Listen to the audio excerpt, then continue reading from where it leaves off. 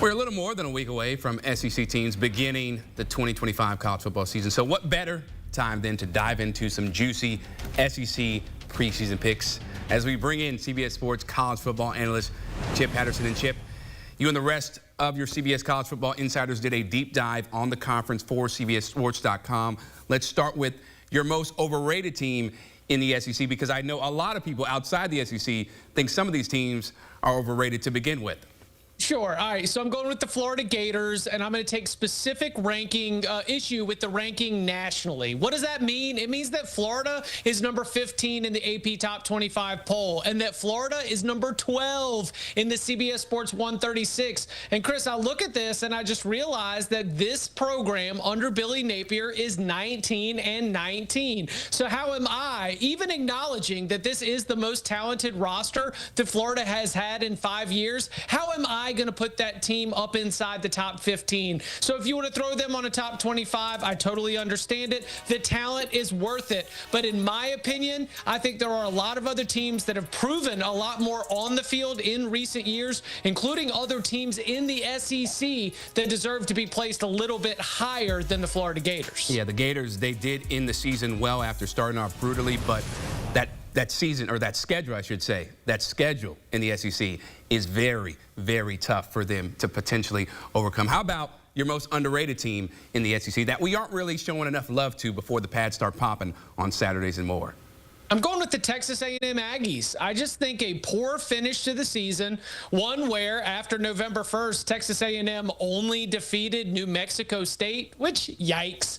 But this was a team that started November in the driver's seat to make the SEC championship game for the first time in program history. You know, this is a group that was able to get off to a really strong start, 7-1 record before that late season collapse. And I look at the pieces that they brought back from that team. Marcel Reed, another year as the quarterback, now knowing he is the QB1. Reuben Owens maybe gets to grow into his role as a game-breaking running back. Then they got pieces in the transfer portal to be able to give some life to that passing game. I love the way that Texas A&M is built along the lines of scrimmage. I think that defense will learn from the late season collapses that they had against Auburn, for one. And I just think that Texas A&M, you know, with mostly the same roster and another year of experience under Mike Elko, we're going to see them again in November with a shot to make the SEC championship game. And the way that they are being treated, the way that they are being talked about, is like this is just going to be another year of Texas A&M, aka Texas 8-4. I think the Aggies will make some noise. I'm with you on that one. I think, yeah, the way they finish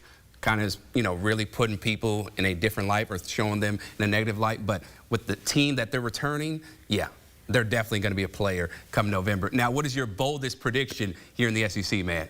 So my bold prediction is that Alabama will have a top 5 scoring defense, not in the SEC, in the whole daggum country. And look, when Nick Saban was roaming the sidelines, we got used to Alabama having one of the best defenses in the entire country, whether it's 2015, 2016, 2017, you know, the real heyday of those Alabama Crimson Tide teams. And I just look at the way that they are built. Chris, they are big. They are old. Guys like Tim Keenum, LT Overton, Deontay Lawson at the linebacker position. It just reminds me of when they had Jonathan Allen, Deron Payne, just monsters up there, Ashawn Robinson. And I think that is going to be a sneaky storyline powering a really good bounce back for Alabama, which, yes, a lot of the struggles were on offense last year, but I think that defense takes even another step with all of their returning production. They're not just one of the best defenses in the SEC. They're one of the best defenses in the country. Yeah, they should be lights out whenever they play on Saturdays.